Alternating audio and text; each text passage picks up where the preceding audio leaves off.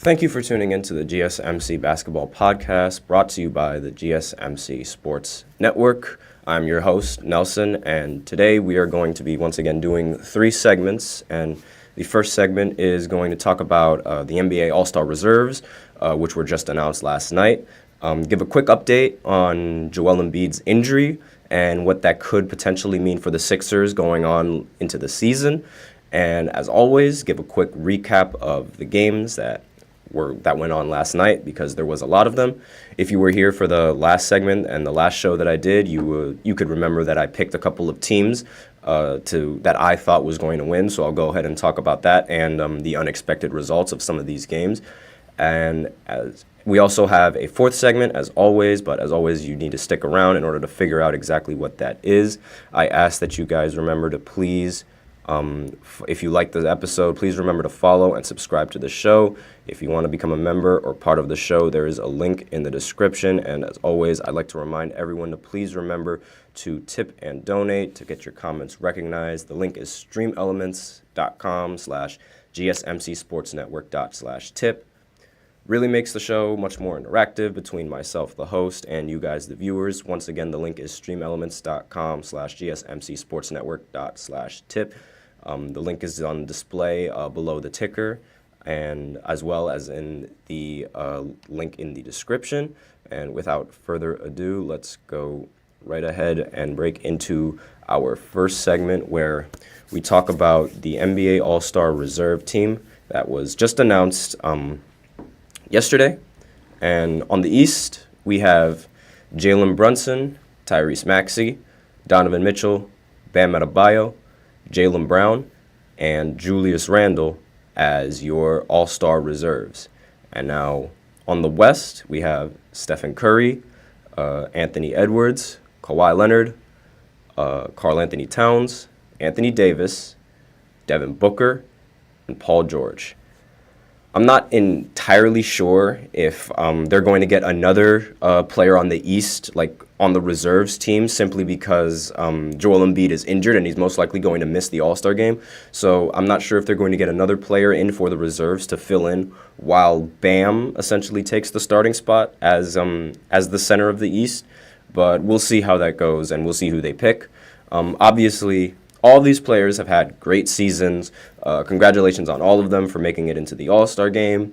But as always, when it comes to when All-Star voting pops up and when the All-Star reserves and the lineups were announced, there's always going to be people that believe that some other players have been snubbed and are more deserving of being in the All-Star game than a few other players.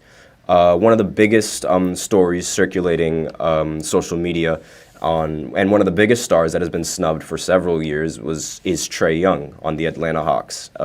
Once again, he's been snubbed for the All-Star team, averaging 27 points and 10 assists. He became the first guard to have multiple seasons with averaging 25 and 10 without an All-Star selection. Now, obviously, it really sucks if you're Trae Young that you're constantly putting up these numbers and you're constantly not getting recognized for it. And when there are players like Damian Lillard who take that starting position over you, and when it's known that Damian Lillard is sort of not having that good of a season as of right now because he's still trying to adjust with the Bucks, and even though he's still trying to adjust with the Bucks have been doing pretty fine.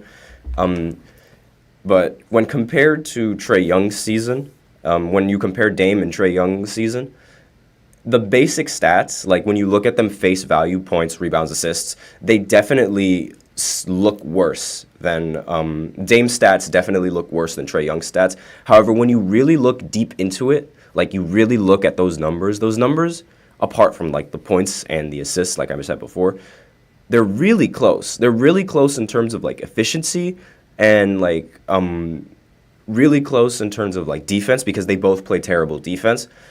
Like that, Trae Young's averages are still better, but they're like marginal. It's like very, very close. It's like it's barely 1% that moves. It's really close. While I don't think Dame should be starting, I think Brunson should actually be starting over him, but it's not like Dame's numbers are that bad when compared to other guards that probably deserve the starting spot. Paolo Banchero got a spot in the All-Star game as well, and I 100% disagree with this selection. You guys know how big I am on Scotty Barnes. He's great for fantasy. He's great all around, and I'm very surprised that Scotty Barnes didn't get selected into this All-Star game. The only thing that Paolo actually does better than Barnes is score, and he only scores 3 more points than him. Granted, some of the stats, once again, are off by, are incredibly marginal. It's very, very close when you compare Scotty Barnes with Paolo Banchero. But the big difference to me is the effective field goal and the box plus minus. Barnes has an effective field goal of 53, with Paolo at averaging 49. And Barnes' box plus minus is also better with 3.9 compared to 1.1. So while the Magic have a better team and they have that better record, Scotty Barnes is the one that's actually putting up and producing a bunch of numbers. You can see by the box plus minuses that he's averaging, he brings a lot more value to the team than Paolo Banchero does for his own team. Despite I'm not saying that Paolo Banchero doesn't deserve the All-Star, but over someone like Scotty Barnes, I don't think so. That might not mean much to a lot of people, but it's the fact that every time that Scotty Barnes is on the court, his team has a much better chance of winning, and that's what the box plus minus essentially shows. I think other than that, the East the East All-Stars were they were rightfully chosen. I think they all deserve that spot, and there was nobody else on the East that I feel deserved the spot over any of those players. Now, on the West, it's a little bit of a different story. I definitely feel like Domantas Sabonis got snubbed of the All-Star game this year. I personally don't think Karl-Anthony Towns should have been in the All-Star game over Sabonis. Sabonis averages way more rebounds, 5 more assists, and is a much more efficient shooter from the field, 61% compared to Karl-Anthony Towns' 52%. And you guys might, the argument is that Karl-Anthony Towns, he takes a lot more threes, so obviously his field goal percentage is going to be down a little bit. But even then, he's known as the best 3-point shooting center that the league has seen. And even with that, Sabonis is still averaging a better 3-point shooting percentage than Karl-Anthony Towns. So with that in mind, I definitely feel like Domantas Sabonis deserves this All-Star spot over Karl-Anthony Towns. His numbers are legitimately, they're flat out better. And even for Anthony Davis, he deserves the spot over Anthony Davis as well. His numbers, he clears his numbers on efficiency, as well as being able to accumulate more stats overall. And it's not his numbers are empty either, because a lot of people, that's a lot of the talk that's going on with the media right now, and how the numbers that if you're not winning a game, you're putting up a bunch of empty numbers. But the Kings are a top 5 team in the Western Conference right now. Another guard that several people feel got snubbed was De'Aaron Fox. Me personally, I don't think De'Aaron Fox got snubbed of this game. The rest of the guards that were chosen to participate in the All-Star game, they're elite. Devin Booker, Paul George, and Stephen Curry. Those guys are incredible at basketball. Now, obviously, De'Aaron Fox is incredible as well, and he definitely deserved an All-Star spot. But over those players, I don't think so. Simply because all of those players average better numbers than him in terms of efficiency and in terms of production. The points per game part, De'Aaron Fox definitely has a slight edge over some of those guards, but still, with the rest of the production and what those other guards bring to the table, I feel like they deserve that spot over De'Aaron Fox. And the Kings are the only top 5 team that don't have an All-Star in their lineup, which raises the biggest question as to should team record be taken into account when voting for or when deciding on who makes the All-Star game and who makes the All-Star reserves. If the team isn't winning, but you're still putting up good numbers, then those are empty stats. That's sort of the argument that's being put out there by the media, which I could see. I could see why. but these players are actively trying to win games. It's not their fault that they're putting up quote unquote empty stats because, like, they're trying to play well and their team just so happens to keep losing. Like, the real empty stats are the garbage time stats, meaning the stats that are accumulated when a team has like a 30-point lead and there's like 5 or 6 minutes left to go in the fourth quarter. Those are the garbage time stats. It's very difficult to scale, like, where we, and not to mention, like, with the talent of the league, it's very difficult to scale, like, who's more talented than the other player. It's not that obvious this year. Like, it's really difficult, and I feel like a lot of people use, and a lot of the, like, selectors, they use team record as, like, a form to sort of decide for them as to who deserves that spot, because it's impacting the team and it's bringing value to the team, and those numbers are bringing wins to the team. But in my personal opinion, like, I obviously value winning, but I feel like the All-Star game should be for people who can hoop. So just off of their numbers alone, not off of team record, none of that, just their numbers. So then it's fair game for everyone, because it's like the individual players can't do anything to change the results of, like, their team record and, like, their team success, especially if they're the only ones that are doing the most on either the offense or the defensive side of the ball. And obviously fan voting also plays a major factor in some of these players getting into the All-Star lineup, as opposed to other players who might deserve it. So, like, for example, Julius Randle, he's honestly, like, I completely forgot. Julius Randle is another guy that I don't think deserves to have that starting spot over Scotty Barnes. Like, Scotty Barnes definitely deserves that starting spot. Jesus Christ. Scotty Barnes definitely deserves that starting spot over Julius Randle, and Scotty Barnes' numbers are much better than Julius Randle, like, by far, aside from points and one more rebound.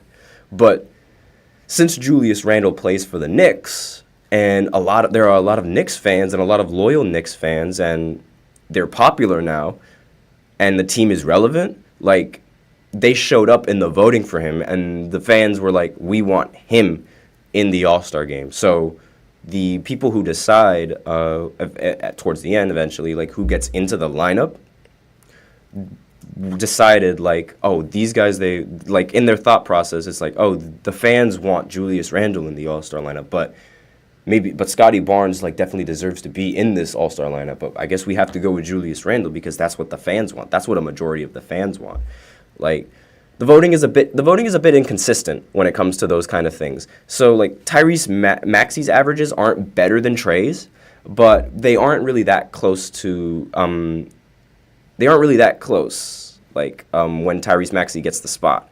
Like, but then when Fox and Curry do it, then Curry gets the spot. So, like, Trae Young and the Hawks, they're way below the play-in.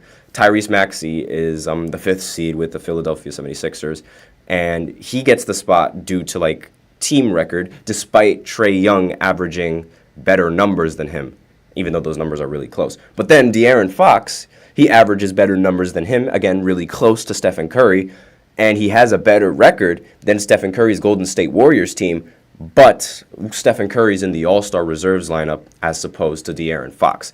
So it's a little bit inconsistent and difficult to decide, like, when to make the logical choice and when to go with the popular choice. And I'm surprised that I feel like this time with the voting, a lot of people went with, like, the team records, like the players that have, like, great overall teams.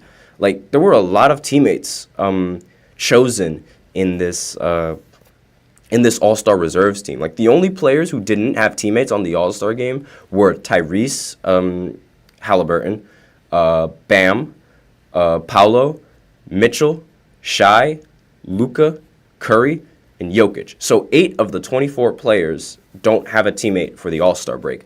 And coincidentally, Kobe's numbers, 8 and 24. Kobe's also named after the All-Star MVP. So that's kind of funny, kind of bit odd, bit of coincidence. And the best players the players on the East who have teammates are top 3 in the East right now.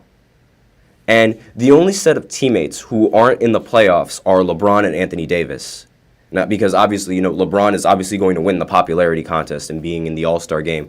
And I'm very surprised with Anthony Davis being in this All-Star lineup.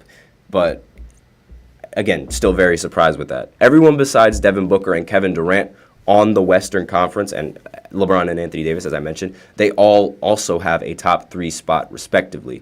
So it's really starting to look like team record is being implemented into this voting because, again, as I mentioned before, there's teammates from top 3 teams in the conference on the All-Star team, as opposed to bringing in players from all sorts of teams who are playing well, but then again, not getting that much attention from the media, which is why Scottie Barnes didn't win the award. He's not getting that much attention. He didn't win a spot in the All-Star game. He's not getting that much attention from the media whatsoever.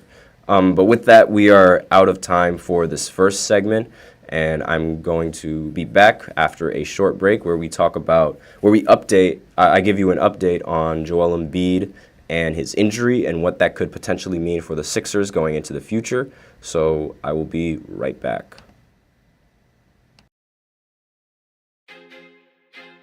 I feel like I'm losing my mind. Is everybody in the world blind? Please, Lord, give me a sign, a sign. I feel like I'm losing my mind. Is everybody in the world blind? Please, Lord, give me a sign, a sign. I wanna be the greatest. Everybody on the fake shit. I look around and feel like everybody is the fakest. I make this every day and I'm impatient, hoping one day I blow up from the basement. Statement, the top is so vacant. I don't hear shit that I think is amazing. Waiting for my day when I'm playing sold out shows for 1,000 faces. Hey, give me that crown, get in my way and to be put down. It ain't your place, all this my town. If I want that shit, then I'll get it right now. I'm losing it, the news it fits, some losing shit, a stupid myth. You choose to live or choose to dip, you choose to fight or lose your grip and lose a gift. Oh. I feel like I'm losing my mind. Is everybody in the world blind? Please, Lord, give me a sign, a sign. I feel like I'm losing my mind. Is everybody in the world blind? And welcome back to the second segment of the GSMC Basketball Podcast. And in this segment, we are going to talk about Tyrese Maxey and his masterclass, as well as the update on Joel Embiid and what that could mean for the 76ers going into the season and what they should expect. But before I go into that segment, I'd like to remind all of you, as always, to please remember to tip and to donate to get your comments recognized. The link is displayed below the ticker and going to be in the description. That is streamelements.com/gsmcsportsnetwork./tip. Really makes the show much more interactive between myself, the host, and you guys, the viewers. Once again, that is streamelements.com/gsmcsportsnetwork./tip. And with that, we can go into our second segment where we talk about the 76ers and Joel Embiid and his status and what that could mean going into the season. So I'd like to remind everyone about Embiid's status. He, for those of you who don't know, Joel Embiid suffered a torn meniscus and will most likely be sidelined for the rest of the season and arguably come playoff time, depending on how quickly he recovers. Obviously, this could be subject to change, but he's most likely going to be sidelined the entire season. And I guess in the end, Kendrick Perkins ended up being right, saying that the Sixers should shut down Joel Embiid. And I'm very shocked that he ended up being right because we know how questionable his takes can be, but I digress. While Embiid is out, Tyrese Maxey definitely stepped up in this game in the starting lineup after, coming back from his injury. He had a masterclass, dropping 51 points to help win after the Sixers have been losing 3 games straight. Tobias Harris had 28 and 7, and Kelly Oubre ended with 16.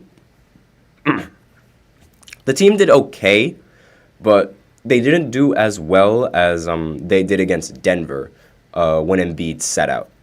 And it might have been because Maxey was being a little bit of a ball hog that game, because he only ended the game with 1 assist and he had 51 points. But at the end of the day, who could blame him? He had 51 points. So he was doing the scoring. But the Jazz kept the game close, even with Tyrese going off. Lauri Markkanen had 28. Sexton had 22. Clarkson ended with 16 points and 10 assists. But still, like, then again, I feel like the team should have been playing a little bit better, given how they played against the Denver Nuggets. But as always, like, this is it's a new thing, like, not playing with your best player, and like, it's obviously like you still need to adjust. So like, I give them some more time on adjusting, because it's really weird not playing with your best player and whatnot. And both teams played a great game. It was a great matchup. So the big question for the Sixers is, where do they go from here? Because right now Philly is 5th in the Eastern Conference, and with Embiid out for most likely the entire season, where do they go from here? Because Embiid is their best player. And despite Embiid not being on the roster, I've seen several games where Tyrese Maxey has played better without Embiid on the court. So maybe that will hold true continuing on with the season, and Maxey will be able to keep their team afloat in the playoffs. I was a little bit skeptical before about this team in the postseason with Embiid. Now I'm just like a little bit scared. I'm even more scared, because like we have to wait and see like how the Sixers respond to Joel Embiid's injury. And depending on how they respond and how they play, it could go one of two ways. The Sixers will either I still think they'll make the playoffs, because I still think Tyrese Maxey is going to be able to keep them afloat. But then they'll be forced to be in a relatively low seed and go up against much difficult competition like the Boston Celtics or the Milwaukee Bucks. Now, if they go up against the Bucks, I think they're done, because they don't have the matchups in order to guard Giannis. I don't think that they have a good enough defender to be able to hold Giannis and stop him from producing in the playoffs. And again, with the same thing applies for the Celtics. I don't think they have enough firepower to be able to produce on when compared to Boston Celtics and their firepower. But at the same time, this could all be subject to change depending on how they respond to Joel Embiid's injury. Now, the reason why I say this is because, like, Joel Embiid's play style is not for the playoffs. Flailing around his body isn't going to give him free throws in the postseason. The way he does it and the way he constantly looks for it, it's not going to get him anywhere. And he's shown countless and countless of times in so many different postseason appearances that it's not going to work. And also, I personally don't think isolation works in the postseason, especially when you're looking for fadeaway mid-ranges. Like, Kobe said this. Kobe's been through this. Kobe said this on interviews countless of times. He says isolation, it doesn't work, and it's not something that should be done long-term, and it's not something that a team should rely on in order, like, come playoff time. Like, it becomes much more difficult to manage, because what if Joel Embiid, or what if your star player that's isoing can't get you 30? Who do you fall back on if you're the Sixers, or if you're any other team for that matter? Like, I can give in 2018 the Houston Rockets, when they went up against Golden State in the Western Conference Finals, and we all know how good that Houston Rockets team was, winning like 72 games.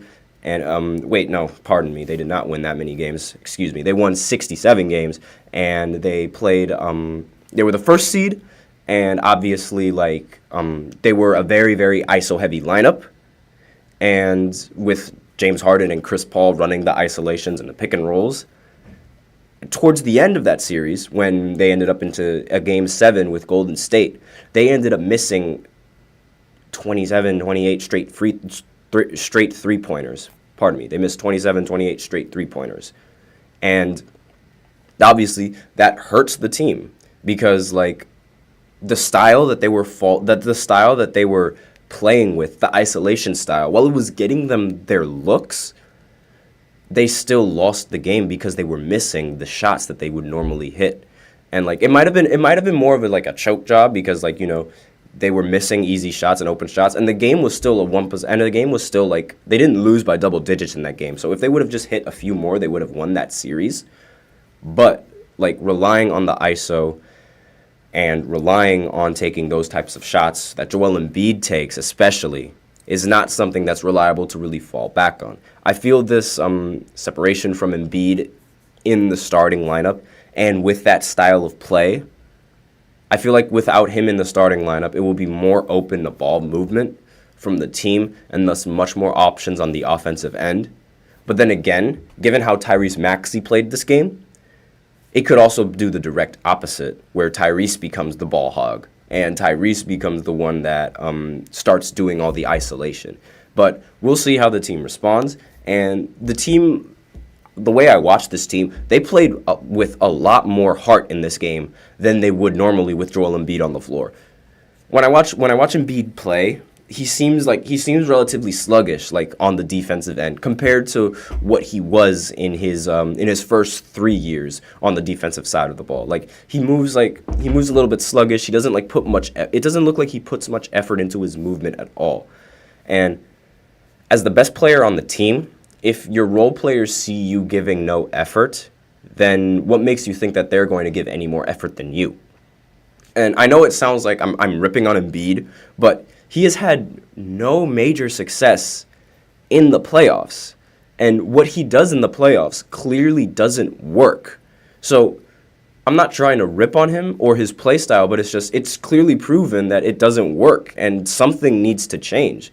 And like part of it is probably because like he does have his moments where he doesn't perform in the postseason. Like obviously everyone has their moments, but it doesn't look like he improves on these mistakes that he makes. It doesn't look like he's learned because he keeps repeating and doing the same thing over and over and over again with that play style that he likes to run. Not to mention, he's only had one healthy postseason in his career. One healthy postseason, and that was a sweep. So he only played 4 games, and that's the only postseason where he wasn't injured.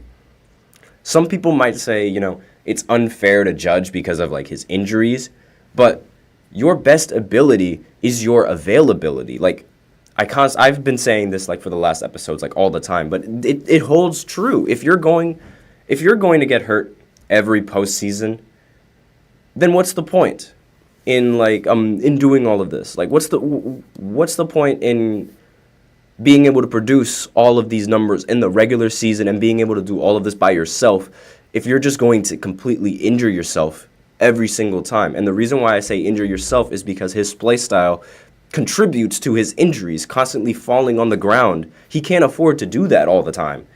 And again, this plays into like his playoff success because teams like the 76ers, like when they need him to play in the postseason, he ends up not being there. And because he gets hurt, the team has to try and adapt to a whole new play style while in the playoffs because Embiid's out of the game. They have to change their entire offensive system. They have to completely readjust because they won't have Joel Embiid's production for either 1 or 2 games. And then when he comes back, he's not going to be the same player because he just came back from an injury. It's a repeated cycle that's been going on for every single postseason that he's been in. And it's much better for a team if they stick with the offense that they know and that they've been playing with in the playoffs or like throughout the regular season. So playing with each other constantly so that way they don't have to worry about making that many changing the game plan that much. So that way when they do have to change the game plan, like legitimately change the game plan, they can focus on that, but they'll still have like the offense and the systems that they were previously running intact because of the muscle memory and because of the constant practice and the constant use of that offensive system. Now, it might not show up on the averages, but it might not show up on the averages of Joel Embiid in the postseason, like being not being a good performer, which is another factor that plays into what I think, which is it. Let me restart with that. Joel Embiid not being in the postseason, I think, could end up helping the Sixers in the future simply because as I mentioned earlier, all the statements that I mentioned earlier, and as well as Joel Embiid not necessarily being a good performer in the postseason. Now, it might not show up on the averages, but he's just one of those players that you could just tell. It's like Chris Paul in the playoffs, where his numbers are great, but we all know his reputation, and we all know that he tends to just underperform in this in the postseasons. But if the Sixers, like, they get used to running a lineup without Embiid, like before Joel Embiid gets into before they get into the postseason, and they have much more experience in that lineup, I feel like it will definitely help them, and they could make some noise in the postseason. Because come postseason, a lot of teams already have a defensive plan and a defensive mindset set up for the team that they match up against. And every single time when a team matches up against the Sixers, the defensive style is to try to hold Embiid.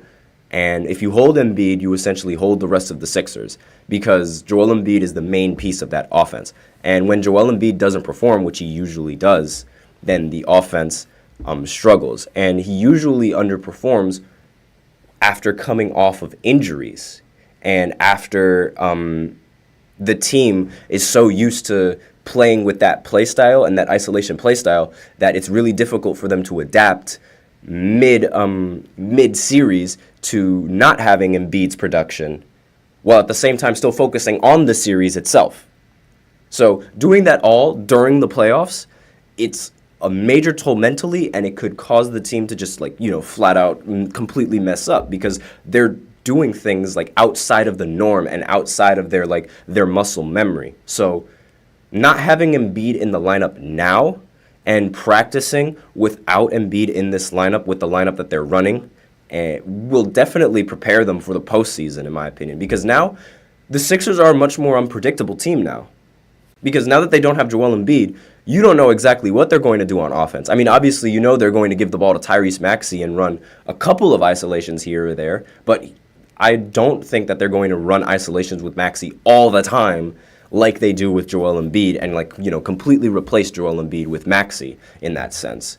But again, we don't know. We have no idea what the 76ers offensive game plan is going to be, which gives them a much bigger advantage going into the postseason, because a lot of teams are able to prepare for the offensive minds and the offensive sets that teams usually run in the matchups. But now that Joel Embiid is out, this is a whole new offense that a bunch of the teams in the Eastern Conference have to learn, and have to learn how to adapt, and have to learn how to defend. Assuming that Nick Nurse utilizes his rotations as good as he usually does, and utilizes the game plan and to the best of his ability, the sky's the limit for the 76ers, and it's all dependent on how they respond with Joel Embiid's injury, and that's the important part. Whether they lie down and accept defeat, or they accept the challenge and they try to rise up and prove all of the doubters wrong that they could do such things without Embiid and his play style. But with that, we are out of time with this segment, and I'm going to tune in for the next segment, where I give a quick recap of the games, as well as the Lakers surprisingly beating the Boston Celtics, and I will do that right after this short break. So I'll see you then.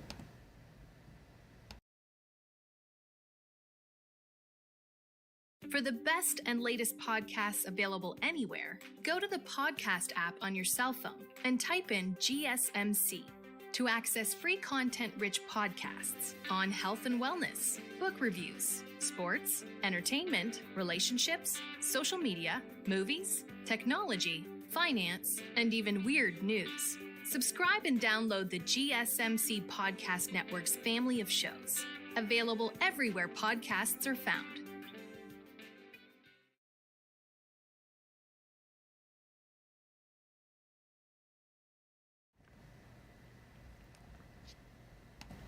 And we are back with the third segment of the GSMC Basketball Podcast, where, as I mentioned earlier, I'm going to give a quick recap of the games that happened from last night. If you tuned into my previous podcast earlier and my previous live stream earlier, you know that I went and I picked certain teams that I thought were going to win in last night's matchups.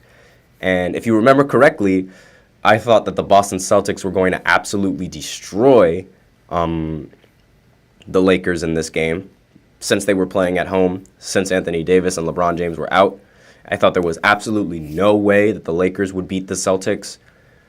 But surprise, surprise, they end up beating them. And that's the only game that I ended up getting wrong in my predictions for who I figured would come out on top. It turns out like the Lakers just waltzed right in and just kicked Boston Celtics' ass. Like that's the only best way to like describe like what happened. The normally dominant Boston Celtics at home played some of their worst basketball as a team that I've seen. Tatum ended with 23. Kristaps and Sam Hauser ended with 17, and that was just about it in terms of double-digit scoring for the Boston Celtics. And they were at home. So that's a big problem.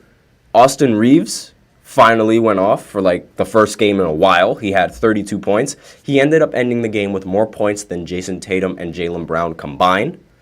D'Angelo Russell ended the game with 16 points and 14 assists. And Hayes, who I recently criticized earlier, like because I thought he wasn't a value in the rotation compared to Roy Hachimura, he ended the game with 16 and 10. So that was the first good game I've seen from him in a while. Every starter was in double figures as well for the Los Angeles Lakers. So I don't understand like how this Lakers team they played better without LeBron and Anthony Davis. I don't understand how that works and how when LeBron and AD get in the lineup, they just forget how to play. I'm so confused with this Lakers team, and I'm so confused with their roster. And I don't care how many points Austin Reeves was scoring. Losing to the Lakers without LeBron and Anthony Davis is absolutely inexcusable from the Boston Celtics. Because even with the great performances from these players and the great performances from the Lakers starting lineup, if their stars and their like the star players that have been so formidable in the regular season, if they had just showed up in this game, they still would have won, surprisingly, because Jaylen Brown had a really bad game. If he had a great game where if he had a good game where he was producing like he normally did, scoring 20 points, they would have ended up winning this game. Now, this is obviously like very, very concerning for the Boston Celtics because how can you play this bad at home when the Lakers don't have their best players? Like, they might have just been like taking it easy on the Los Angeles Lakers because, they didn't have their best players and they thought, oh, this is an easy win. We're at home. We got this. But you can't go into games like with that mentality because the rest of the league knows how dominant you are at home. So the rest of the league is going to try to bring their A game to you every single night that you're on the floor, that you're at your home court. So with that in mind, you shouldn't go into the game with that mindset, if they went in with that mindset, because it definitely seemed like they did, given with how they played. Now, for the Lakers, on the other hand, this is just confusing, because how do they decide to show up without LeBron and Anthony Davis? Like, that might be a problem. Like, people took to Twitter saying that LeBron and Anthony Davis were the problem of the team, but no, they aren't the problem. This was just everyone just had a great game, and it just so happens that LeBron and Anthony Davis were out. It goes back to what LeBron said before, where he said, quote, "We could on any given night beat any team or get our ass kicked," end quote. And this obviously has held up. So it makes absolutely no sense to me how the Lakers are capable of performing without their star players. But then again, it might just be it might just be one fluky game where everyone just so happened to go off this night. Beating Boston at home, however, is a very big deal. And doing so without LeBron and Anthony Davis is even bigger. So a lot of people on Twitter went up to question, does LeBron make this Lakers team worse? No, he doesn't. It just so happens that these guys had a great night. And so far, the Lakers squad, minus Bron and Anthony Davis, have shown me that most of them are either inconsistent or just flat out incompetent.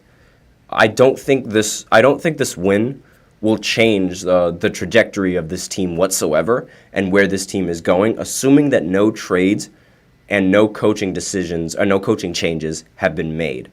And Boston should definitely stay on their toes, as several teams are going to start seeing that they are definitely beatable at home, and several other teams are going to try and start bringing their A game at home.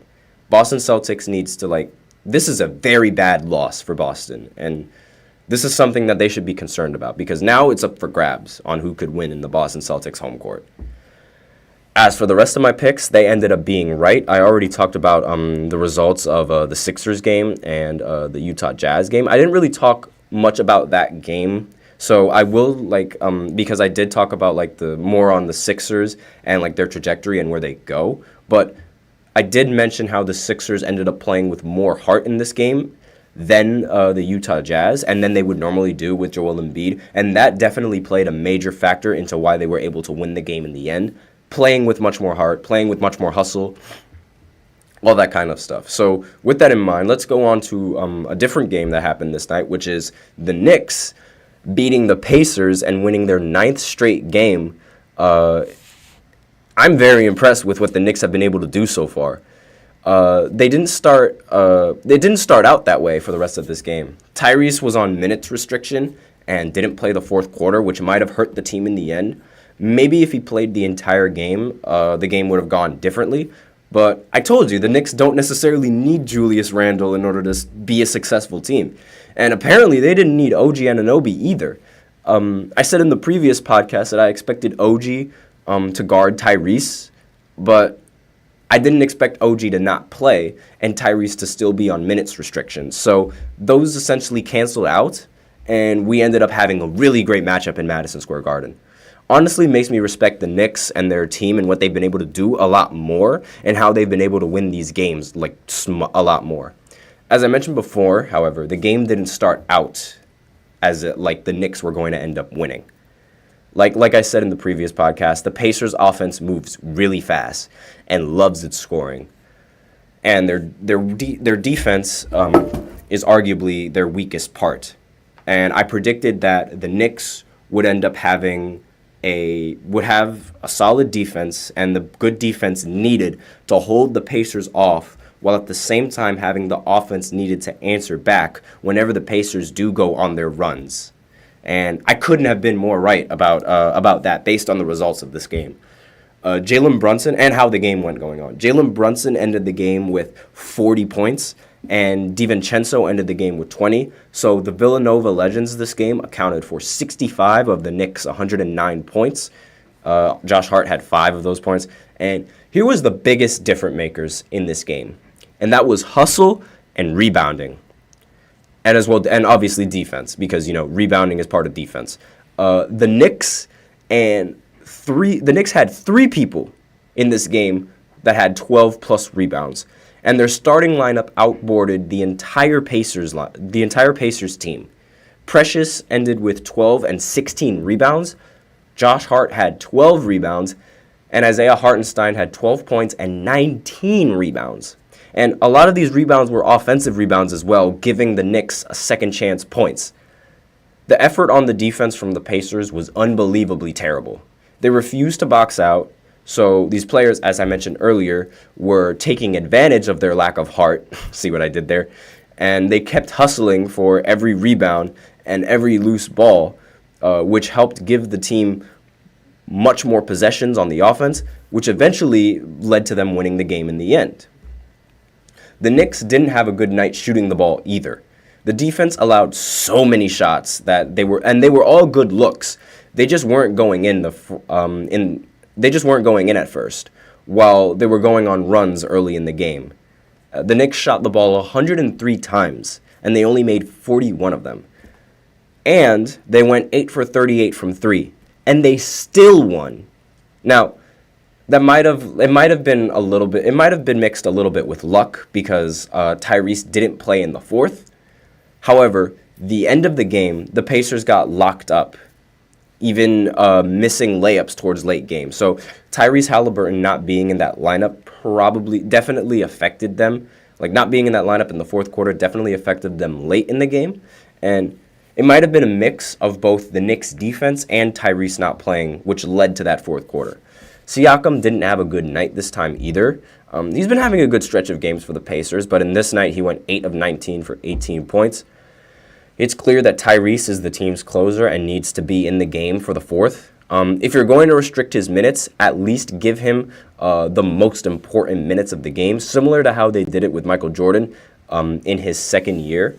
But as I mentioned before, like the Knicks played with much more heart, and they played much more like they wanted to win this game than the Pacers did on both offense and the defensive side of the ball.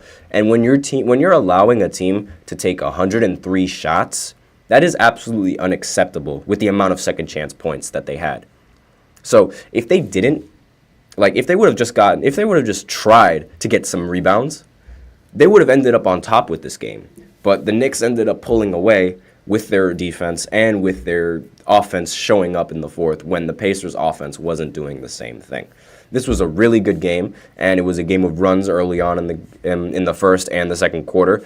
It looked like the Pacers were going to run away with it the entire time, but the Knicks just kept clawing in, and to the point where they ended up winning. And they are legit. This Knicks team is 100% legit because they're doing this without OG, which is one of their best defenders, and without Julius Randle, which provides a lot on the offensive side of the ball. And I did mention earlier how they don't necessarily need Julius Randle in order to be successful, but obviously that type of production definitely helps. And I think the Knicks could go really far in this postseason. I think they have the chance to make it all the way to the finals, honestly, with how they're playing and with how they've been showing up against these teams. I definitely think, because all of those little things that they were doing in this game, like second chance points, stealing the ball and hustling, all of those type of things, they might not seem that important, but come the fourth quarter, those things could change the complete outcome of the game. And the fact that they were doing that in the first quarter shows that this is a team that really likes to hustle and a team that really wants it. And I feel like if a team that really wants it, they can push their way into through the postseason and find ways to win. That's the difference. That's the difference maker between the Knicks and why I think they could go all the way. They could find ways to win, unconventional ways to win. And I say unconventional because usually Jalen Brunson and the rest of the lineup is usually really efficient and can usually produce on the offensive side of the ball. But tonight, as I mentioned earlier, they had 108 shots and they only made 40 of them, barely shooting 40%. But they were still able to come out on top, even with the bad game and even with some of the calls that were going this game. I can't even some of the calls this game were egregious, but more on that later. I'll talk about the next game and I don't want to dwell on the Knicks all too much because I do think they're going to go all the way, but I don't want to keep going with that. And the Cavs matched up against the Grizzlies, and the Cavs ended up winning the game. As I said before, they were coming off of back-to-back games, and since we're on the Grizzlies, I might as well bring up the Grizzlies and their recent trade. They sent Steven Adams to the Houston Rockets for Victor Oladipo and 3 second-rounders. I didn't cover this because both of those players were injured and won't do anything for either team. But the 3 picks, however, I feel like those are a steal because I didn't think that Steven Adams was worth 3 picks, let alone, even though they are second-round picks, those are still picks because Jokic was drafted in the second round, if you remember. The Cavs won, but it wasn't easy. It wasn't as easy as I thought it would be for them. Granted, they came off of a back-to-back, so it's even more impressive that they were able to win. Donovan ended with 25-7. Max Strus ended with 11-10. And Jarrett Allen ended with 14-9. Garland only had 9 points this game. I think the back-to-back had something to do with his offensive production, seeing as, he just came off of injury, and coming off of injury and expecting to play back-to-back games isn't easy. And Jaren Jackson ended the game with 25. Aldama ended the game with 18, and Vince Williams Jr. also ended the game with 18. Aldama ended the game with 18, pardon me. I don't really feel like I need to touch up on this game all too much. The results went as I expected. The Grizzlies aren't necessarily going anywhere without Ja, and the Cavs are looking to compete. The fact that they don't need Garland to continue to win should speak for itself. In the previous games, when they didn't have Garland due to injury, they were able to win games against very important teams like the Bucks. So I feel like that those wins and like the way they were able to play in those wins, that speaks for itself in the postseason. And they're one of the great teams in the East right now, and they could definitely make noise going into the postseason, assuming like they've learned from the mistakes and the lights aren't too bright for Jarrett Allen this year. So they could definitely make a bunch of noise this postseason. We are out of time for this third segment, so I will be coming back after a short break where we talk about the matchups of the week in the fourth segment. So stay tuned for that, and I will be right back.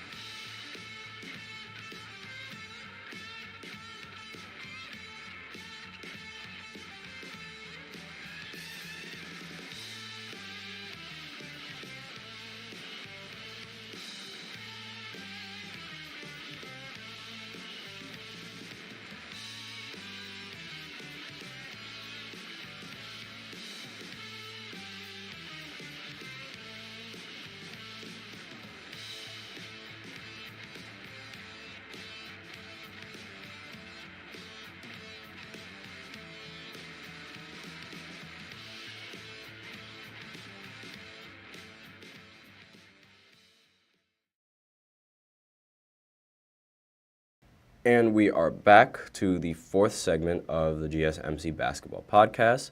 And in this segment, I'm going to talk about some of the matchups of this week and what I think were the best games that happened this week.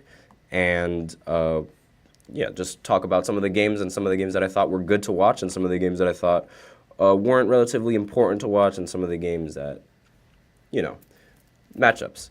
I really liked the Philly versus Utah game. There was no Embiid, so like the teams were both relatively even for the time being, if that makes sense, because they're still trying to get used into playing without Joel Embiid. So this matchup was like really anticipated for me because I wanted to see how the Sixers were going to respond to Joel Embiid's injury and how they were going to, and see if this could like translate more into the regular season and into how they perform.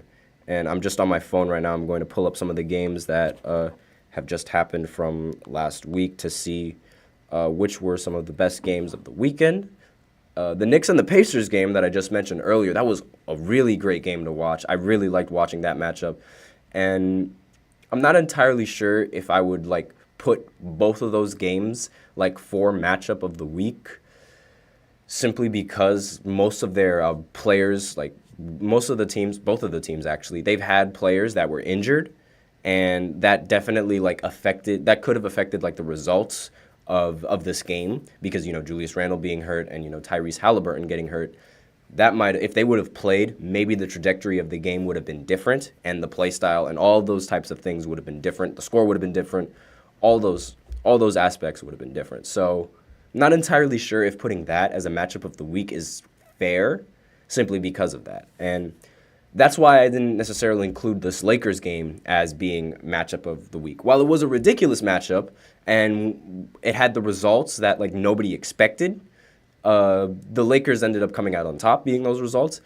I don't see this game as like one of the matchups of the week, simply because like it wasn't highly anticipated from me, I guess you could say. But then again, maybe that's what makes it the matchup of the week. I'm still deciding on what I think should be the game of the week. And looking at the previous schedule, Portland going against the Milwaukee Bucks at home in Dame's return, that was also a relatively fun matchup, and it ended with completely different results than what I thought was going to happen. I thought the Bucks were going to end up blowing out the Portland Trailblazers in this game, but they ended up losing because Giannis missed both free throws towards the end, on top of just not being able to produce offensively as a team, and with Dame's lack of offensive production. So that might be All-Star. That might be the matchup of the week, simply because of like just how close the game was and how I didn't expect that game to be close at all. And it was and his return to Portland, it was a fun matchup, and it went down to the wire. I'm not putting the Nets game as matchup of the week because KD just absolutely torched us, and the game wasn't fun after the third quarter. So I want to forget that game completely. And just looking more at some of the matchups that went and happened last week, the Bucks going up against the Denver Nuggets. That could be the potential matchup of the week that I thought was a great game to watch. It was two playoff teams, obviously. So this was like a sneak peek into what the finals could hold, assuming like the Bucks figure it out post All-Star break. The Nuggets have already figured it out, and they're already competing. I have them winning it all, assuming that like the Clippers continue to be the Clippers and don't meet their expectations in the postseason. I'm sorry for those Clippers fans out there, but I just don't really see the Clippers being able to make it all the way when you have a team like the Denver Nuggets. So it was a game that I didn't expect. It was definitely a very highly anticipated matchup, one that I wasn't sure who was going to come out on top against. So that's definitely in the running. And not only that, Minnesota going up against Oklahoma City, the battle of the 2-1 seeds. That was definitely a really great matchup that I really liked and that I wanted to see. So that game might also be in the running for the matchups of the week, and it's between, given the games that I just mentioned, I think it's between the Knicks and the Pacers, Minnesota against Oklahoma City, Bucks versus Blazers, and Bucks versus Nuggets. I think those 4 games are the 4 matchups of this week, and 4 of the best games that happened this week. Brunson and Maxey, they both went off in their respective games, so there was a lot of scoring in the games, and they were both close towards the end. And I didn't talk about the Bucks versus the Nuggets, but actually Jamal ended the game with 35 points, so that was very fun to watch. And obviously Nikola Jokic ended with a triple-double, 25, 12, and 16. And Giannis ended with 29 and 12. Did I say Jokic or Giannis ended with 25, 12, and 16? Because Jokic ended with 25, 12, and 16. Pardon me if I made that mistake. But regardless, that was a really fun game to watch, and it was a great finals matchup. If you remember, I thought the Bucks were going to be a finals team, like a team that could definitely make it all the way to the finals. And given that the Boston Celtics recently lost at home to the Lakers without LeBron and Anthony Davis, now I sort of think that the Bucks definitely have a chance to make it to the finals and win a series against Boston. Even though, they still have a lot to figure out on the offensive side of the ball, so does Boston in terms of figuring it out at home. I mean, maybe this is a fluke game for Boston, so it might be unfair to just take that game seriously against the Lakers. But I sort of have to because of how good they are at home. And this was like the first genuinely bad team that they lost to at home. So it might be something that I need to look forward with. But again, I still think that the Bucks, they just need to figure it out post All-Star break. They still have a lot to figure out, and they do have a lot of time to figure it out. So they definitely are a finals team, and that's my opinion on the Bucks. And with the other matchups that happened, everyone expected Dame to return to Rip City and go absolutely ballistic, but that ended up not happening, and we ended up getting a much better game, a much closer game. So that's also in the talks for some of the games that I liked, but I really, really liked the Knicks game. So I think I have to go with my gut, and I have to pick the Knicks game. The Knicks going against the Pacers. The Knicks didn't have Randall or OG, and the Pacers didn't have Tyrese, so the matchup was pretty even, and we didn't know who would come out on top. But I think I'm putting this game as the best matchup of the week, simply because the Knicks had an 8-game winning streak, and that winning streak seemed to be on the line going against this team. And that's another thing that like I should take account. The fact that this team has won 9 games in a row, and they won with their 8-game winning streak on the line when the game wasn't looking like they were going to win. And it looked like they were going to lose in that night, but then they clawed their way back into it. Also, the officiating was a little bit off in this game. There were several missed calls which gave the Pacers the upper hand. There was at one point where Jalen Brunson literally got smacked directly in the face, and the ref didn't call it. And while he was lying on the ground, the Pacers picked up the ball from his hands, and they went and dunked it. And the crowd was absolutely furious, and so was Brunson. And once that happened, Brunson never looked back. And it was one of those moments where it was like, uh-oh, you poked the bear. And, you know, that usually happens when a player instigates another player mid-game. But he was furious after this no call. So maybe it was not necessarily like a poke the bear, but you made him angry type of thing. So with that in mind, and like with how the game went and like how the game ended, I have to go with the Knicks as being the matchup of the week, because like at first at the start of the game, with how quickly that the Pacers offense was firing, I wasn't sure if they would be able to do much, because it didn't look like their offense was doing much either, the Knicks. But with their style of play and like their heart and their hustle, see what I did there with heart again, like they were able to overcome it, and that's what I think a good team can do. Like, despite all the odds, despite when your offense isn't working, and when like, despite if your player isn't showing up, which he did show up, but in terms of shooting the ball, he didn't shoot relatively efficient. The same thing with DiVincenzo. He might have had 20, but he didn't shoot efficient from the field either. So the fact that even with all these stipulations, they were able to win the game in the end, I think that was very impressive, and it made the game much more entertaining to me. So for the matchup of the week, I think I'd have to go with the Knicks going up against the Pacers in this game. It's also a playoff matchup. It also had playoff implications, because both of those teams could potentially see each other in the first round, and that would be a very, very good matchup to see in the first round. Something that I'm definitely looking forward to come playoff time. But with that, we are done with the fourth segment, and thus we are done with the podcast. So once again, I'm your host, Nelson Jimenez, and and as a reminder, please remember to tip and to donate to get your comments recognized. If you enjoyed this episode, please remember to like and to subscribe, and to follow us on Apple Podcasts, Spotify, any app that carries a podcast.